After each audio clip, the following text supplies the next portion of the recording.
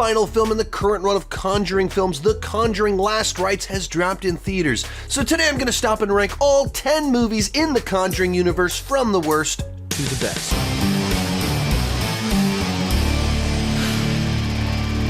Hi, my name is Sean, and I love to talk about movies and TV way too much. With that in mind, go ahead and join me down below in the comments section. Share your ranking of all 10 movies in the Conjuring universe, the 9 movies in the franchise, plus the Curse of La Llorona that's not in the franchise, but it is in the universe. My list is not the right list, it's just my list, and I would love to see yours.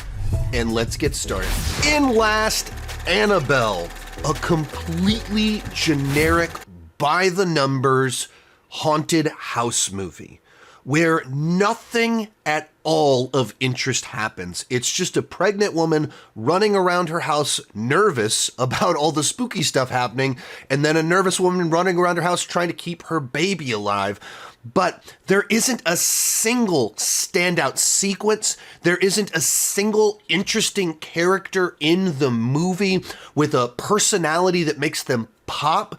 It's not like the acting is bad. There's just nothing on the page for the actors to work with to make anything memorable in this entire film. The only thing memorable about the film is Annabelle herself, who is much scarier and more compelling in a small little intro to The Conjuring.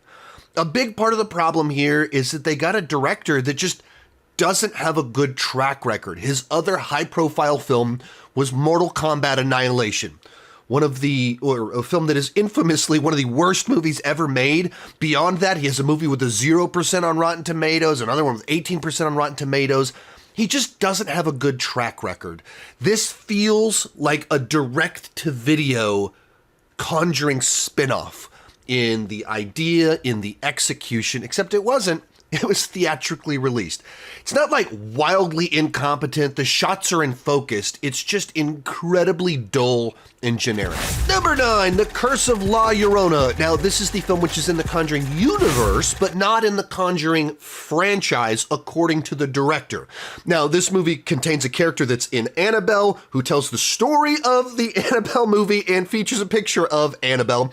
And the director of this film went on to direct The Conjuring 3 and 4, as well as The Nun II. So obviously the movie is tied to the Conjuring universe, but they're very intentional about saying it is not in the franchise. The mystery of why is more compelling than the movie itself. I guess it's because La Llorona wasn't introduced in a Conjuring film or something like that, or they just don't think it's very good. And they wouldn't be wrong on that point, as this is, once again, a totally generic haunted house film that relies entirely on manufactured jump scares and boilerplate creepy stuff. There's nothing really in the movie on a plot level, a scare level, that brings anything new to the table.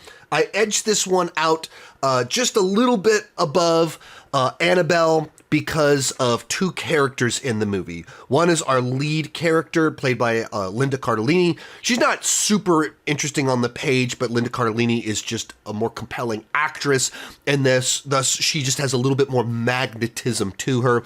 And then the Raymond Cruz character, tight, yeah, plays this former priest who's now like a shaman. There's a mildly interesting backstory there, and he plays the character just so deadpan and emotionless, whether he didn't care or he did that intentionally.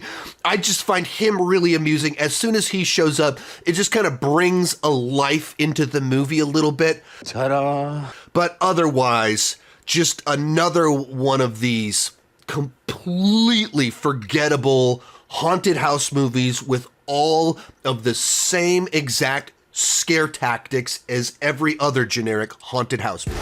Next up, The Nun II. Now, I believe on my previous versions of this ranking, I had The Nun in last place for quite a few years. It played a little bit better for me this time. Some of that is because of the release of The Nun II, which I think is a little bit more interesting of a film, but some of it is also the order in which I watched the films, where I watched The Conjuring 2, then The Nun, then The Nun II, and it kind of created this Valak arc and backstory that when you kind of watch it in that manner, and it starts telling the backstory of World War II and this castle, and you kind of follow the journey from there all the way to The Conjuring 2. Makes for an interesting lore and backstory, and then just simply binging through all of the Conjuring films, where almost all of them are haunted house movies, and this one's a haunted castle movie. The setting itself is exotic and interesting enough to just change things up just a little bit. But once you get beyond kind of some big picture, it's nice to have a change of pace in the backstory. The movie itself just isn't very interesting. It's such a dry, drab film that it doesn't have any of the flourishes that bring personality to the main Conjuring films, like rock music, the Warrens having kind of fun, lively, warm personalities. There's not a drop of humor in the entire film. Even the color palette with where you're at, it's just so sucked out of any life or color, which I guess some of that goes to the sense of death and doom surrounding everything. But when there's no life anywhere in the movie, it just feels like such a wet blanket, and the plot isn't interesting enough to propel it forward. It's just they go for an investigation, they have to stay outside overnight where they have a bunch of visions, and then they go inside and have to resolve things. Like, it's kind of as simple as that, but it takes an hour and 40 minutes. It's just them walking around as random creepy things happen. Once again, the same set of jump scares that makes you look over here, you turn left, and something pops out and scares you a little bit. And so just another movie that, outside of the change of pace, uses the exact same bag of tricks.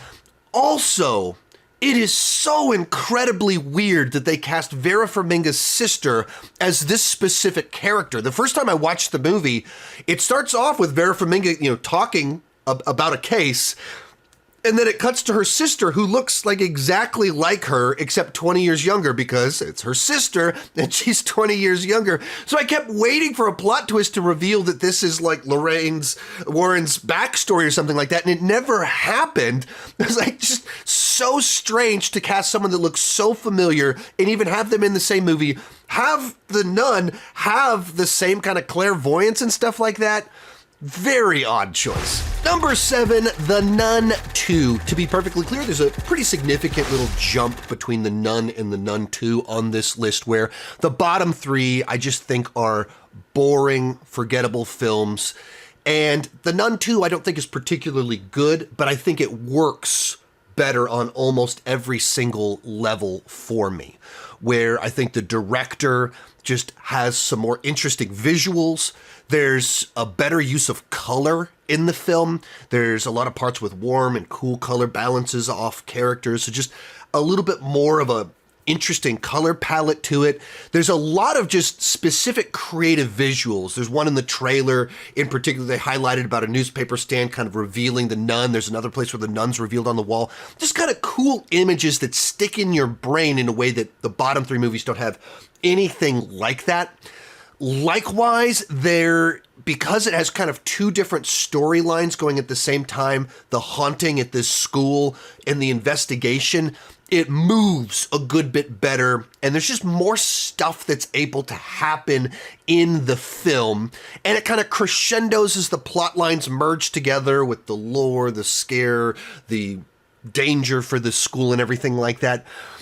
I still think it's a pretty flawed film where, on the basic level, the story is built on a mystery and investigation where the audience is always ahead of the investigation. We already know where he's at. We know what's going on. And so it functions more as like a ticking clock than actually a mystery to be solved. There's just a little bit of like, what is Valak trying to get? But outside of that, a better version of The Nun. Not really my kind of film like this. I'm not super into it, but it works a lot better for me. 6, The Conjuring Last Rites. This is an emotionally satisfying send-off for the Warrens that delivers an appropriate number of scares and creepy moments, but it did feel like the franchise is kind of starting to run out of gas a little bit. And in its efforts to have that emotionally satisfying send-off for the Warrens, you end up with a movie that feels very bloated. And what I mean by that is that you go to a Conjuring movie for possession, haunted houses, demons, stuff like that, the investigation. And this movie leans so hard into the Warrens, which I will praise when we get to the other Conjuring films, because that's a highlight of the franchise. And so this movie knows that's a highlight, so it leans so hard into people love the Warrens, let's say goodbye to these two actors playing the Warrens, that it makes that a front and center plot line, and it makes the actual haunting feel like it's in the background for the whole first half of this movie, maybe 60% of this movie. The haunting's in the background, and we're going to parties, and we're going to dress fittings, and it's just, you're waiting for the movie to really kick into high gear for a really long time. And those might be some of the best moments because I love those characters, but it just makes the movie feel so dragged out far too long. And when it comes to the creepy stuff itself, you can just feel it getting more and more detached from any sense of reality. A lot of the fun of the initial launch of this franchise is that it was based on these real investigations that the Warrens did, and whether they were real hoaxes, I have no idea, but you could look up the events of the first two films and there'd be a lot of things that was like, yeah, that really happened, and then you get to the third act, you're like, okay, none of that happened. This movie, the entire film, all of it feels completely fabricated by a screenwriter. From the opening sequence, you're like, I mean, yeah, obviously this didn't happen. Obviously none of this happened. And so it just kind of breaks some of the reality that the franchise created. And that doesn't mean it's bad. It doesn't mean I didn't enjoy it. Like, it worked well enough for me. It just didn't have what I really enjoy about the first two Conjuring films in particular. So, like, it did what was a nice send-off for the Warrens, and there's a number of bits in here that definitely worked, but for me, it was easily the weakest of the main Conjuring films, too. Bringing us into the top 5, The Conjuring Annabelle Comes Home. If ever you could call a Conjuring movie fun, this would be the fun Conjuring movie, where it deals with some high schoolers babysitting a girl at the Warrens' home. It has a little bit more levity to it. The stakes are lower than normal, and so it's a slightly more accessible Conjuring film for people that aren't necessarily as into horror. And I don't say necessarily any of that as a negative, because I think there's a place for entry-level horror films, and this would be like an entry-level Conjuring film. It is elevated a good bit by the presence of the Warrens themselves. It's fun to get to spend a lot of time literally at their home. And then they brought in McKenna Grace as their daughter, and she's one of the top actresses of her generation, so is able to carry a movie and do some of the heavy lifting, even as the young member of the cast here. Some of the side characters are a little bit more fun than you normally have in these movies, especially Bob's Got Balls, but even the main babysitter is just kind of charming enough as a high schooler stuck in this ridiculous situation. Now, the babysitter's friend is just insufferable. Of course, they need someone to do something foolish to set things in motion, but they just make her too obtuse, too clueless. It makes too many selfish, obviously dangerous decisions that set things in motion before she kind of confesses to anything to make it interesting. But, like, it's just kind of this low stakes, slightly more fun version of The Conjuring. I thought it did a nice job at that without doing anything particularly that compelling either. In fourth, Annabelle Creations, a better film than Annabelle on virtually every single level, where it gives interesting answers to where Annabelle came from. It puts us in a setting that is unsettling, and it has a better set of scares and characters. So unpacking all of that right out of the gate, it introduces us to where this Annabelle doll came from this toy maker, and gives this toy maker and his wife this really just gut-wrenching backstory that makes them compelling characters. They don't have to be overwritten or over-explained, but you see these people that are just completely destroyed by the loss of their daughter, and they're trying to do something right, but they're still so in a shell because of what happened to them. And it just makes them interesting characters throughout the course of the film and creates that mystery of, okay, what did they do? What did they do that created this path to where we're currently at? And so there's actually a mystery that you care about and a lore that sucks you into it.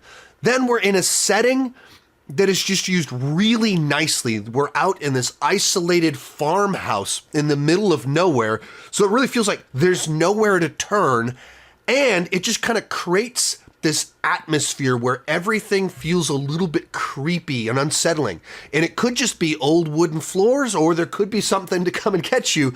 But the sound design, just all these eerie noises, the music, it's just slowly ratcheting up the tension all throughout the movie, where it's unsettling in the first half and it becomes terrifying in the back half of the movie, with these big, gigantic scares that happen. There's also a number of just really good images in the film. I think the best one in my mind is where the toy maker's holding up the cross and his fingers are just snapping backwards.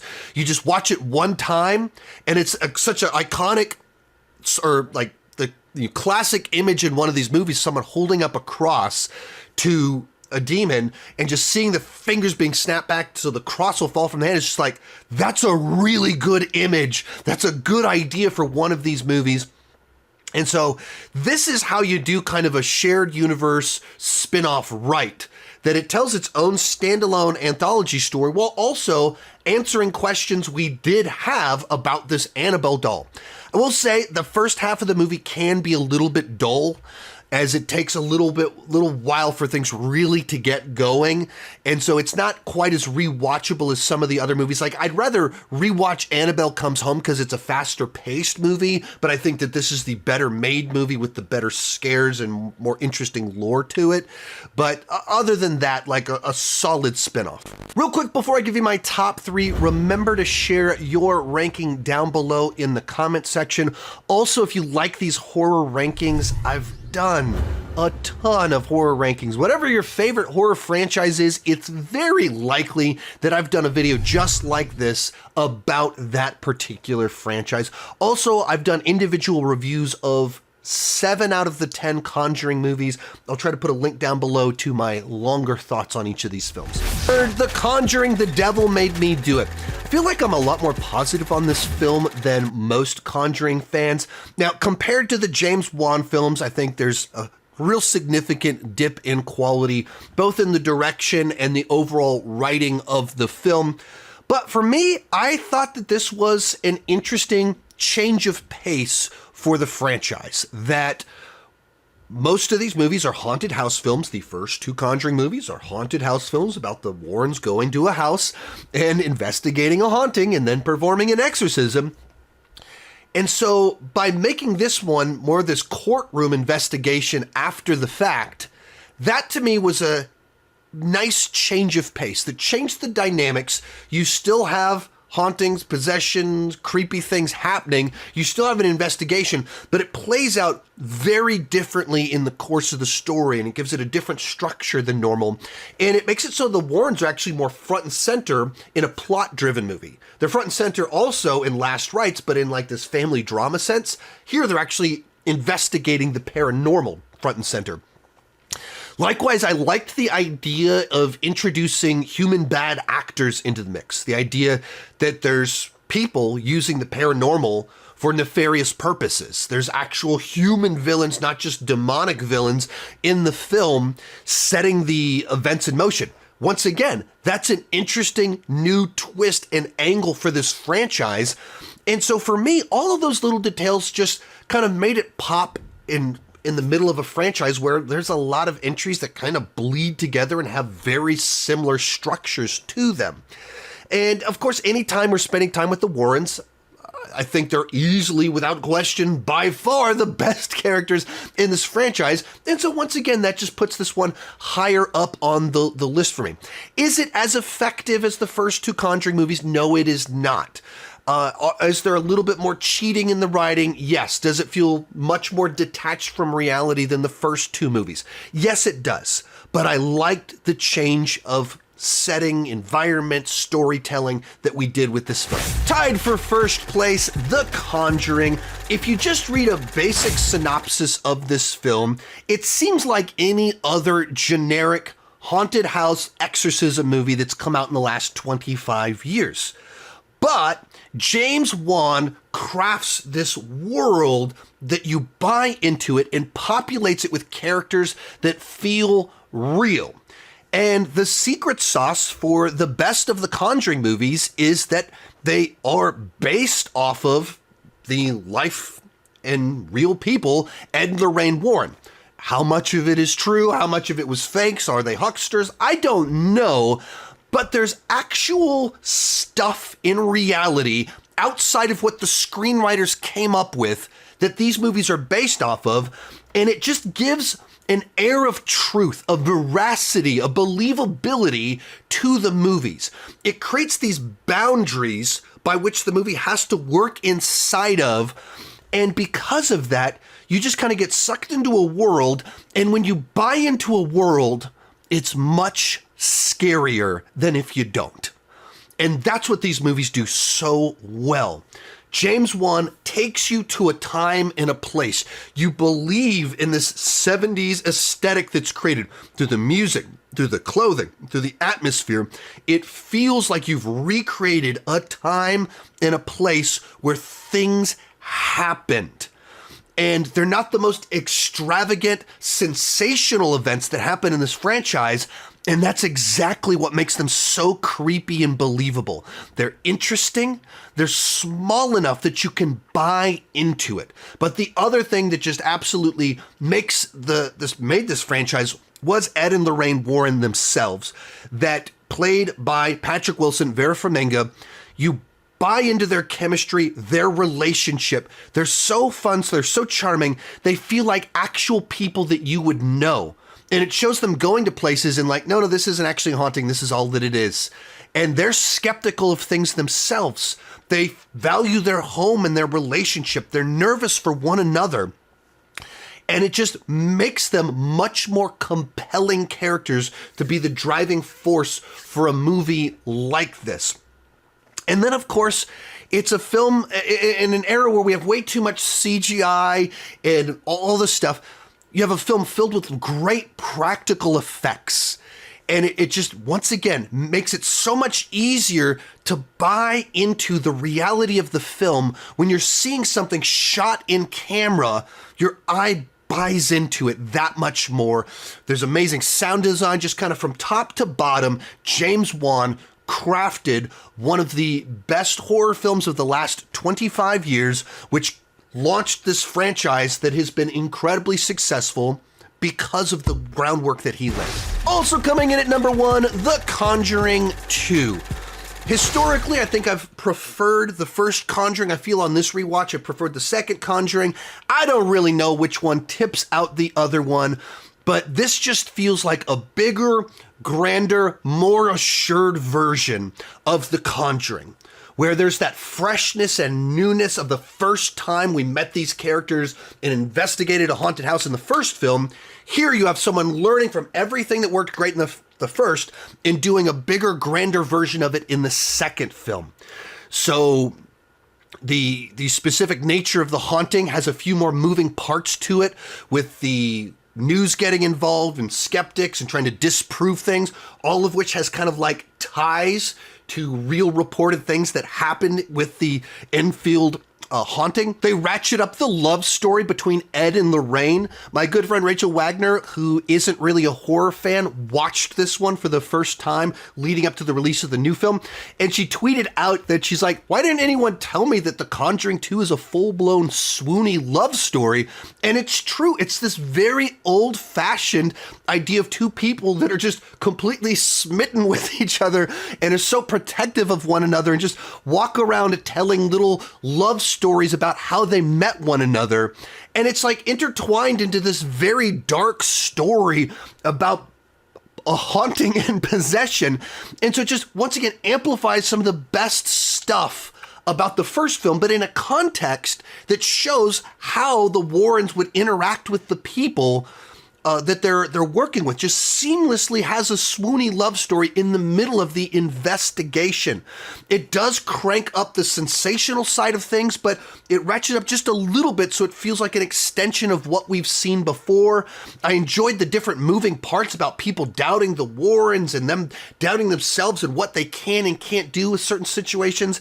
So for me, it just felt like a slightly improved upon version of an already great film. So on this one, it's slightly higher up in the number one placement on this ranking. But either way, I think both of the first two Conjuring films, the two from James Wan, are some of the best horror films of the 21st century. So they come in at number one. Remember, if you enjoyed this video, I've got more rankings just like it. You can check them out in this playlist right around here. Friday the 13th, Halloween, Insidious, rank the James Wan movies, all that fun stuff. Hey, thank you so much for watching, and keep talking movies and TV too much. Bye-bye.